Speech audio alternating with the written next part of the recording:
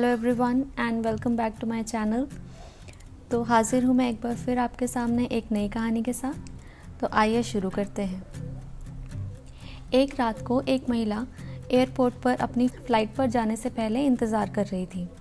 उनकी फ़्लाइट आने में अभी काफ़ी समय था, तो उन्होंने एयरपोर्ट से अपने लिए एक किताब खरीदी और एक बिस्किट का पैकेट लेकर वो एक जगह पर जाकर बैठ गई। जब वो अपनी किताब पढ़ने में मशरूफ़ थी, तब उन्हें एहसास हुआ कि उनके साथ में बैठे हुए व्यक्ति ने उनके बिस्किट के पैकेट में से एक दो बिस्किट निकाले और खा लिए।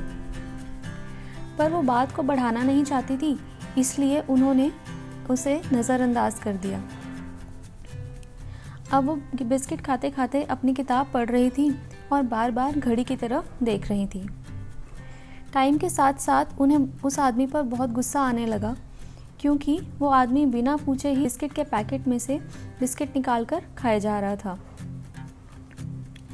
वो मन ही मन सोच रही थी कि अगर मुझ में इतनी अच्छाई ना होती तो मैं इस आदमी को बहुत अच्छा सबक सिखाती।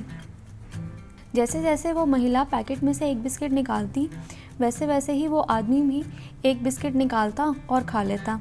ऐसा करते करते पैकेट में एक आखिरी बिस्किट बच गया। अब वो महिला सोचने लगी कि अब ये इंसान क्या करेगा। उस इंसान के चेहरे पर एक हल्की सी मुस्कुराहट थी। उसने हिचकिचाते हुए आखिरी बिस्किट निकाला और उसके दो टुकड़े कर दिए। उसने एक टुकड़ा महिला की तरफ बढ़ाते हुए दूसरा टुकड़ा खा लिया। महिला ने झट से उसके हाथ से बिस्किट का टुकड़ा लिया और वो सोचने लगी कि हे भगवान, ये किस किस्म का इंसान है, कितना ढीठ और बदतमीज़ है ये। इतने सारे बिस्किट भी खा लिए और धन्यवाद भी नहीं किया। उस महिला को उस आदमी पर बहुत गुस्सा आ रहा था। जब फ़्लाइट की अनाउंसमेंट हुई तो महिला ने चैन की सांस ली।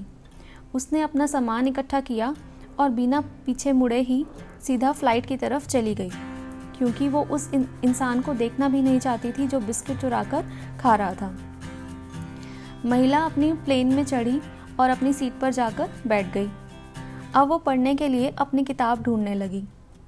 जैसे ही उसने किताब निकालने के लिए अपना पर्स खोला तो वो आश्चर्य से चकित रह गई, क्योंकि उसका बिस्किट का पैकेट तो उसके पर्स में पड़ा था।